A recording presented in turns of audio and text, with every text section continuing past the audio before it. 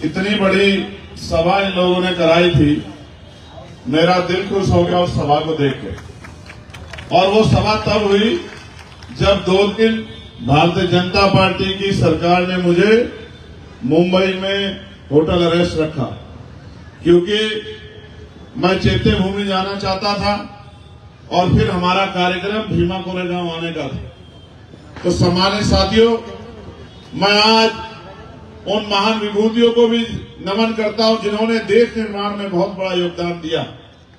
राष्ट्रपिता ज्योतिबा फूले, छत्रपति साहू जी महाराज, डॉक्टर बाबा साहब अम्बेडकर, मान्यवर साहब श्री काशीराम और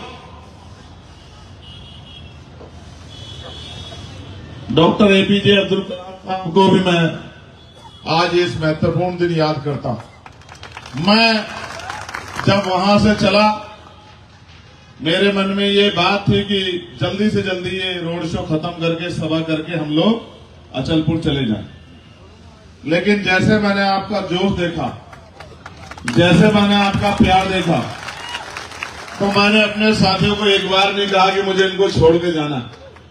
मैंने इनसे कहा कि इनको चलने दो, क्योंकि इन्होंने बहुत मेहनत की है और मैं तो आज आया हूं। ये पिछले 10 सालों से यहां इसी तरह से मेहनत कर रहे हैं, क्योंकि ये यहां बदलाव चाहते हैं। आपके लोकप्रिय प्रत्याशी भाई अलीम पटेल साहब इस मंच पर बैठे, हमारी पार्टी के जिम्मेदार शख्सियत, जिले की टीम, प्रदेश की टीम, प्रभारी जी भाई मनीष साहब, भाई थोराट जी, आप मुझसे बहुत कुछ सुनना चाहते हो, लेकिन मैं आपसे बस एक सवाल पूछना चाहता हूं। भारत में लोकतंत्र है और लोकतंत्र में अगर हम अपनी गुलामी की बेड़ियां नहीं काट सकते हैं, तो हमें दूसरे को ये कहना कि उसकी वजह से हमारी ये हालात है, ये सही नहीं है। क्योंकि अगर ये आजादी से पहला देश होता तो मैं ये मान लेता कि राजशाही है, जिनके पास, जिनके घरों में राजा महाराजा हैं, वही लोग शासन सत्ता में आ सकते हैं, वही लोग आगे बढ़ सकते हैं, तो मैं इस बात को मान लेता। लेकिन क्योंकि इस देश में लोकशाही है और बाबा साहब अम्बेडकर ने अपने 4 बच्चों का बलिदान देकर हमें वोट की ताकत दी है, और ये वोट हमारा हथियार है, ये वोट हमारी ताकत है, ये वोट हमारी शक्ति है, और हम इस वोट के आधार पर बड़े से बड़े ताकतवर व्यक्ति को जमीन पर पटक सकते हैं और अपने भाई को विधानसभा में भेज सकते हैं। ये वोट हमारी है, ये वोट हमारी है, हमारे हिस्से की है, और ये वोट हमारी उंगली में है। पहले आप देखो, राजतंत्र में जब राज बदलता था, तलवारें चलती थी, भाले चलते थे, बंदूकें चलती थी, तोप चलती थी, हजारों लोग मरते थे, तब जाके राज बदलता था। अब तो आपकी उंगली में इतनी शक्ति है, जिस बटन को आप दबा दोगे और बहुसंख्यक रूप से दबा दोगे, वही बटन वाला जीत जाएगा। और मैं लिख के कहता हूं, अगर आपके साथियों ने अलीम भाई अगले 4 दिन मुजाहिद की तरह काम किया, दिन रात एक ही संघर्ष किया, और उनके मन में जो जज्बा आज है अगर वो कायम रहा, तो मैं बहुत जिम्मेदारी से कहता हूं कि आपके बटन वाला जो साथी मेरे बराबर में खड़ा है, जो पिछले 10 साल से यहां संघर्ष कर रहा है और उससे पहले देश की सेवा करके आया है, मेरा ये भाई विधानसभा में होगा। और जब मैंने आपका शानदार ये जमहूरियत का ये नजारा आज देखा, तो मैंने इनसे एक ही बात कही कि जब असेंबली में जाओगे तो कमजोरों, मजलूमों, गरीबों, नौजवानों, महिलाओं, मजदूरों के हक के लिए इतनी जोर से दहाड़ना कि तमाम जो कुर्सियों में बैठे लोग हैं, गरीबों का हक छीन के इनकी कुर्सियां हिल जाए, इतनी जोर से आवाज लगाना, क्योंकि लोग सुनना चाहते हैं, लोग देखना चाहते हैं कि बहादुर लोग असेंबलियों में आए, बहादुर लोग पार्लियामेंट में आए, क्योंकि ऐसे लोग पार्लियामेंट असेंबली में है जो अपने और अपने परिवार तक सीमित है, जिनको जनता से कोई मतलब नहीं है। आप ये महसूस करके देखिए, अगर जनता वोट देके आपको ताकत देके भेजती है, तो सीबीआई ईडी इनकम टैक्स से डरने की जरूरत नहीं है। डरो तो गुनाह से, डरो तो बुरे काम से, डरो तो जुल्म करने से। जुल्म सहने वाला जुल्म करने वाले से ज्यादा दोषी होता है। मैं ये बात आपको स्पष्ट तौर पर कहना चाहता हूं। मैं पार्लियामेंट में हूं, मुझे महाराष्ट्र के लोगों ने कहा कि भैया दीक्षा भूमि का मामला आ गया है, दीक्षा भूमि पे वो पार्किंग बना के हमारे सम्मान से खिलवाड़ कर रहे हैं। मैंने उसी दिन पार्लियामेंट में देश की सरकार को कहा कि दीक्षा भूमि हमारा गौरव है और प्रधानमंत्री जी अगर आपकी जो मिली जुली सरकार महाराष्ट्र में है उसने अगर दीक्षा भूमि को छूने का काम किया तो मेरी बात को याद रखना कि कुर्सियां उखाड़ के फेंक देंगे हम पार्लियामेंट। आप देखो जो लोग छेड़खानी करना चाहते थे ठंडे हो गए, किया नहीं कुछ, सिर्फ समझाया, सिर्फ समझाया। आपको याद होगा वक्फ का मामला, कोई ऐसा मामला नहीं है पूरे देश में। और अगर मैं बताने जा रहा हूं तो मैं आपको लिख के देता हूं कि यहां जो जिम्मेदार समझदार लोग बैठे हैं, मैं वादा करके कहता हूं अगर मैं आपको संघर्ष बताऊंगा तो आप अपने दिल पे हाथ रख लोगे कि कोई ऐसा भी है जो हर कीमत तक गुजर सकता है। कोई ऐसा मामला नहीं है कमजोरों का, चाहे किसानों का हो। 13 महीने आंदोलन चला, सीना तान के हमने उनके साथ खड़े होकर किसानों का आंदोलन करने का काम किया और सरकार किसानों को कुचलने के लिए एडी चोटी का जोड़ लगा रही थी। पहलवान बेटियों के सम्मान पे बात आई तो जंतर मंतर पे हमने आंदोलन किया। अगर आरक्षण में घोटाला हुआ तो लखनऊ जाके सड़क पे लेट के हमने 5-5 दिन आंदोलन किया। और तो जब एनआरसी का मामला आया और तमाम लोग जिनको आप वोट देते हो घर में घुस गए, जमा मस्जिद में खड़े होकर चंद्रशेखर ने वादा किया था आपसे कि ये कानून लागू नहीं होने दिया जाएगा। मेरी बात को आप याद रखें। इसकी कीमत चुकानी पड़ी। मैं जेल गया, 29 दिन तक जेल रहा। मैंने लाठियां खाई, 4-4 बार मुझे लाठियों से पीटा गया, मेरे पैरों के नखून खींच दिए गए, मेरे दांत तोड़ दिए गए, रीढ़ की हड्डी में गैप कर दिया गया। और आज भी मैं अपने साथियों से कह रहा था कि मैं ज्यादा देर खड़ा नहीं रह सकता हूं, लेकिन मैं कोशिश ये कर रहा हूं कि मेरे जैसे हजारों लोग देश में खड़े हो जाएं कि किसी गरीब की तरफ आंख उठाने की हिम्मत किसी ताकत में न बचे। फिर कोई ऐसा मामला ना सिर्फ जुनैद का मामला हो, अखलाक का मामला हो, पहलू का मामला हो, नजीब का मामला हो, कोई ऐसा मामला नहीं है जिसमें मैंने अड़के लड़ाई न लड़ी हो। कोई ऐसा मामला नहीं है। और आप महसूस करो, मौलाना साद साहब पे जब तबलीगी जमात के लोगों को जब सताया गया तो चंद्रशेखर आजाद खड़ा था। जब मौलाना साद साहब पे मुकदमा करके कहा गया कि ताला लगा देंगे तो मैंने चैलेंज किया कि आओ तुम में तो लगाओ ताला, चंद्रशेखर आजाद खड़ा है, आओ। जब मौलाना कलीम सिद्दीकी को जेल भेजा, कोई जाना नहीं चाहता था। मैं जानता हूं जो इनसे डरता नहीं उन पे मुकदमे लगा के जेल भेजने का काम करते हैं। मैं उनके घर गया और उनको विश्वास दिला के आया। और मैं नहीं कहना चाहता, यहां हमारे बहुत बड़े आलिम है मौलाना सलमान साहब, जब उनके एक बयान पे उनको जेल में डाल दिया गया तो मुझे बुलाया गया वहां लखनऊ, उसमें मुंबई में खिलाफत मूवमेंट के कार्यक्रम में चीफ गेस्ट बना के, और मुझसे कहा गया कि आपके ऊपर ये 2 जिम्मेदारी हम दे रहे हैं और आप भरोसा करो मैं बहुत जिम्मेदारी से कह रहा हूं। मैं बाबा साहब अम्बेडकर को अपना गुरु मानता हूं। मैं राजनीति व्यापार के लिए नहीं करता कि मुझे पैसा कमाना, नहीं करता मैं राजनीति इस बात के लिए। मैं जो बात आपको कह रहा हूं पूरी जिम्मेदारी से कह रहा हूं। और जिस दिन मेरी बात गलत निकल जाए मैं आपको अधिकार देता हूं कि आप मेरे मुझसे छोटे से छोटा आदमी जो उम्र में छोटा है वो मेरे गिरवान को पकड़ के खड़े हो जाना कि चंद्रशेखर भाई आपने झूठ बोला था। जिस दिन मुझे खिलाफत मूवमेंट के कार्यक्रम में चीफ गेस्ट बना के बुलाया गया, क्योंकि वो एक कार्यक्रम में जहां से तहरीकें चली है जिसने जंग आजादी में बहुत बड़ा इंकलाब पैदा किया है, तो जब मुझे वहां बुलाया गया तो तमाम नेताओं के कुर्ते ढीले हो गए। इनको लगा कि अगर चंद्रशेखर के साथ ये कमजोर समाज खड़ा हो गया तो ये कमजोर नहीं रहेगा, क्योंकि नीले पटके वाले आखिरी दम तक लड़ते हैं और जब तक मंजिल को नहीं पाते तब तक रुकते नहीं है। उसी दिन से साजिशें होने लगी। मैं बहुत राजनीतिक आदमी नहीं, बस जबान वाला। जब जबान देता हूं तो जान देता हूं, जिसके साथ खड़ा हूं तो खड़ा हूं। आज कह रहा हूं अमरावती के लोगों, आपके पुल का मामला है और ये बाबा साहब अम्बेडकर का जो पार्क है इसका निर्माण कार्य बड़े लंबे समय से अधूरा है। मैं अपने भाई से कहना चाहता हूं, जिस दिन आवाम तुम्हें वोट की ताकत से असेंबली भेजने का काम करेगी ये पुल जो गरीब जनता के लिए, मैंने उसको देखा। तुम्हें पता है तुम्हारा वोटर कौन है?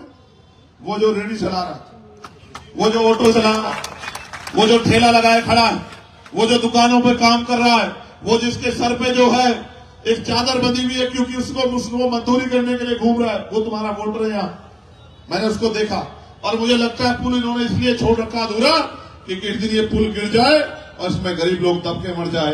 ये बहुत अच्छे लोग नहीं है जो सियासत में आज सत्ता में बैठे, और आपके यहाँ तो जो पिछली बार इस सत्ता के खिलाफ थे आप सत्ता में मिल गए, और जो पिछली बार कह रहे थे कि भाई हम जो है बहुत ताकतवर है, वो आज कांग्रेस में जाकर मिल गए। दोनों मिलीजुली काम चल रहा है, इसमें कोई घबराने की जरूरत नहीं है, बस आंखें खोल के देखने की जरूरत है। आप ये बताओ, जो लोग भाजपा से कांग्रेस में आए, क्या उनका जहन बदल गया? क्या ईमानदारी से बताओ आप लोग मुझे। जो कांग्रेस से भाजपा में गए, क्या उनका जहन बदल गया? क्या बताओ। इनका असली मकसद कुर्सी में बैठे रहना है, क्योंकि, और ये इसलिए अपनी कुर्सियां बदल रहे हैं क्योंकि कुर्सी की पेटी इस बार खुलने का नंबर आ गया है, क्योंकि अलीम भाई जो है बहुत मेहनत कर रहे हैं। मैं आपको कहना चाहता हूं, ये आपको 2000 रुपए भी देंगे, ये आपको साड़ी कपड़ा भी देंगे, ये आपको मिठाई भी देंगे, ये आपको मीठी मीठी बातें भी करेंगे, और ये चुनाव आ गया है, ये आपकी बस्तियों में भी आएंगे, आपका हाथ ऐसे भी पकड़ेंगे, आपको गले भी लगाएंगे, आपका हाथ अपने सर में भी रखवाएंगे, आपको ताया चाचा बुआ बहन माँ सब बताएंगे, और जिस दिन चुनाव खत्म हो जाएगा आपको 5 साल आपकी बस्तियों में ये पैर रखने को ढूंढने को भी नहीं मिलेंगे। मेरी बात काफी याद है। तो मैं आपसे कह रहा था कि आपको सब कुछ देंगे, या आपको 5 किलो अनाज भी देंगे, लेकिन आपके बच्चों को तालीम देने का काम नहीं करेंगे, क्योंकि अगर तालीम आपके बच्चों को मिलेगी तो फिर डॉक्टर बाबा साहब अम्बेडकर पैदा होंगे, फिर एपीजे अब्दुल कलाम साहब पैदा होंगे, फिर और चंद्रशेखर आजाद पैदा होंगे, और फिर कोई अलीम पटेल पैदा होगा। इसलिए ये आपको तालीम भी देना चाहते हैं। चाहते हैं कि आप रूखी सूखी खा के रहो। हमारे साथी यहाँ बैठे हैं, मैंने अभी पिछली सभा में दोहराया, 25 तारीख से पार्लियामेंट का सेशन आ रहा है। आपकी ये मांग आई थी मेरे पास कि बाहर रेजिमेंट के साथियों को जय भीम का नारा नहीं बोलने दिया जा रहा है। मैं आपको विश्वास दिला के कहता हूं कि जैसे पार्लियामेंट का सेशन चलेगा, आपकी इस मांग को मैं जोर शोर से उठाने का काम करूंगा, और सरकार को झुका के आपकी जो है इस इच्छा को पूरा कराने का काम करूंगा। आप महसूस करके देखो, जब जब कमजोरों ने एकता बनाई है, इन्होंने साजिश की, और अभी सुनो ये क्या करेंगे। अभी सुनो, ये मेरे भाई के खिलाफ झूठी सीधी अफवाह फैलाएंगे, और ये कहेंगे उसके साथ मत जाना। मैं अब सुनो क्या कहेंगे। ये कहेंगे अलीम जीत भी गया तो क्या होगा, ये फलानी पार्टी के पास चला जाएगा। अलीम जीत भी गया क्या होगा, तो एक ही मेंबर है तो क्या कर लेगा। लेकिन आप बताओ, अभी मैं जब पार्लियामेंट में गया तो मेरे खिलाफ भी यही कहा गया कि चंद्रशेखर जीत जाएगा तो फलानी पार्टी के साथ जाके मंत्री बन जाएगा। मंत्रालय मेरे मकान के बाहर को घूम रहा था। मैंने कहा मैं बाबा साहब अम्बेडकर का सिपाही हूं, ऐसे मंत्रालय के ठोकर भी नहीं मारता, ऐसे मंत्रालय की जरूरत भी नहीं रखता। अगर मंत्रालय कभी आएगा तो उसमें बहुमत भी हमारा होगा, और ताकत भी हमारे पास होगी, और कलम भी हमारे हाथ में होगी, और फिर हम बताएंगे कि किस तरह काम होता है। मैं ये बात आपको इसलिए बता रहा हूं, कल से अगर ये बात आपके बीच में न आए तो मुझे फिर कह देना मैं इतनी राजनीति तो सीख गया हूं। कल ये क्या कहेंगे, आज की आपकी ताकत से डर के कि अलीम जीत भी गया तो क्या होगा, ये तो फलानी पार्टी में चला जाएगा। लेकिन मैं आपसे कहता हूं, ये कहेंगे अकेला आदमी क्या करेगा। बताओ, पार्लियामेंट में चंद्रशेखर से ज्यादा कोई बोलता है क्या? बोलता है क्या कोई? भी 2 सेशन है और 10 डिबेट है, और मैं जिसको नहीं भी जानता, मैं भी गया ऑस्ट्रिया और इटली, हमारे गुरु वहां उनकी शहीदगी हुई थी, वहां नमन करने के लिए संकल्प लिया था मैंने। तो जब मैं वहां गया तो वहां बहुत सारी बहनें मिली, छोटी छोटी बच्चियां, बड़े बुजुर्ग लोग। अब मैंने सोचा यार ये मुझे कहां जानते हो। वो मुझसे मिलते ही कहती, हम पार्लियामेंट पहले नहीं सुनते थे, जब से आप गए हो हम टीवी के आगे बैठे रहते हैं, कब हमारा भाई आके बोलेगा और जनता के हितों की बात करेगा। आप ये देखो, कोई ऐसा महकमा नहीं, कोई ऐसा इंसान नहीं, कोई ऐसा प्रदेश नहीं जिसकी आवाज उठाने का काम मैंने ना किया। और सिर्फ आवाज उठाने का काम नहीं, मैंने 29 अप्रैल को एक आवाज उठाई थी, असेंबली की पार्लियामेंट की ताकत सुनो। मैंने कहा 300-400 रुपए की मजदूरी में गरीबों का भला नहीं होता, महंगाई बढ़ रही है। 10 साल पहले जो आमदनी थी वो आमदनी जो की तू है, लेकिन पिछले 10 साल में महंगाई 4 गुना बढ़ गई है। आप इसको चेक कर सकते हो। जो सामान 10 रुपए का आता था आज 25, 30, 40 रुपए का आता है, इसको चेक कर सकते हो। तो मैंने कहा कि न्यूनतम मजदूरी कम से कम 700 रुपए होनी चाहिए। तो सरकार को न्यूनतम मजदूरी 783 रुपए करनी पड़ी। ये केंद्र सरकार ने न्यूनतम वेजेस पे जो है अपना ऑर्डर निकाल के किया। मैं आपको इसलिए कह रहा हूं, इस बार मुझे नहीं पता कि आजाद समाज पार्टी के और मेंबर जाएंगे नहीं जाएंगे, लेकिन मेरा ये भरोसा है कि जो शख्स मेरी बाजू में खड़ा है, ये मेरी मजबूत बाजू इस बार आपके आशीर्वाद सहयोग से असेंबली में जाने का काम करेगी। और उससे होगा क्या, ये सुनो, उससे होगा ये, जिन विषय को विषय नहीं समझा गया, जिन लोगों के लिए कभी बात नहीं की गई, जिन मुद्दों पर कभी चर्चा नहीं हुई, मेरा भाई उन मुद्दों को उठाने का काम करेगा। क्या, जैसे मैंने पार्लियामेंट में उठाया था कि अगर सरकारी शिक्षा अच्छी करना चाहते हैं, देखो हमारे यहाँ एक नेता यहाँ घूम रहे हैं, आपके यहाँ, हमारे यहाँ के, अभी वो नारा क्या लगाते हैं, अभी मैं उसको बार बार दोहराना भी नहीं चाहता, कटोगे तो बटोगे, ये नारा वो लगाते हैं यहाँ घूम घूम के। और आपको नहीं पता, ये नारा लगाने वाले हमारे वो उत्तर प्रदेश के नेताजी ने 27,000 स्कूल बंद करने का सरकारी उनकी तैयारी कर ली, उसका नोटिफिकेशन जारी कर दिया। अब ये बताओ, सरकारी स्कूल में किसका बच्चा पढ़ता है, गरीब का, अमीर का, मजदूर का, किसान का, या किसी उद्योगपति का?